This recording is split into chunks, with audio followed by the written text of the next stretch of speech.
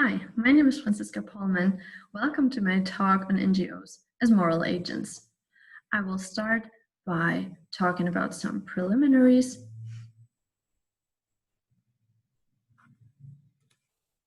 and those concern two main approaches to collective agency I want to differentiate.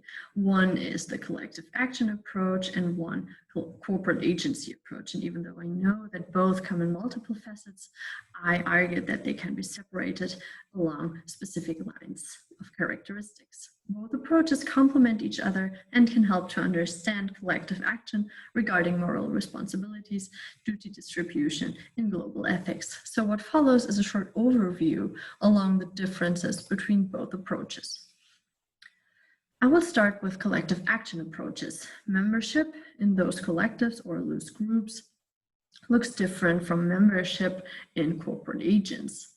A member of such a loose group has the intention of performing her part in achieving the shared goal and therefore acts accordingly in the mutual belief that others are doing their part as well.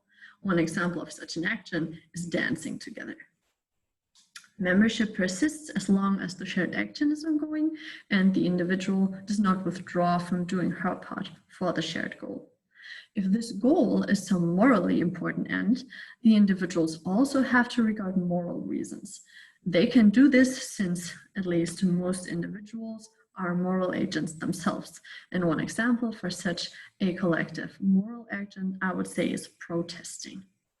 However, these loose collectives lack the coordination that would be necessary to understand them as moral agents in their own rights, which brings me to the second class of collective agency theories. This is corporate agency approaches. Membership in those corporate agents is different from membership in loose groups because members of a corporate agent act along the lines of a specific decision-making structure that is the decision-making structure of the corporate agent, which coordinates their behavior.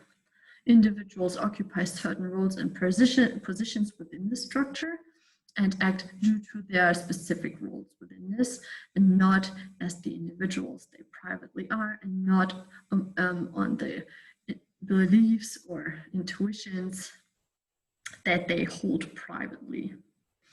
Corporate agents exist beyond concrete individual members as long as the positions within their structure are occupied.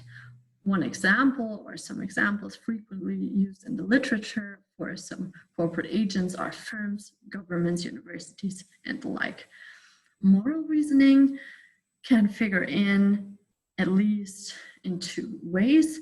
It can either be built into the decision-making procedures of such a corporate agent, perhaps in its constitution, and thereby binds its members to compliance, or it can figure in as inputs by the members into the very decision-making processes within this structure. So why do I separate both approaches or classes of approaches? I argue that in accounting for corporate agents in their own rights, that's the latter, it is not mere efficiency when it comes to structural complex problems and duty distributions in global ethics. A study of moral obligations in structurally complex contexts that can accept the existence of corporate agents is capable of recognizing these very agents in their own structural capacities as potential singular duty bearers. This goes for positive, negative, backward-looking as well as forward-looking duties. Therefore, not only is the circle of addressees of duties expanded, it is rather an attempt to identify the actual existing moral agents in this field and assign and distribute the duties among those moral agents according to their capabilities and not just among all individuals. Thanks for listening. Here's some literature to back up what I've just said, and I am happy to see you in my main talk. Thanks.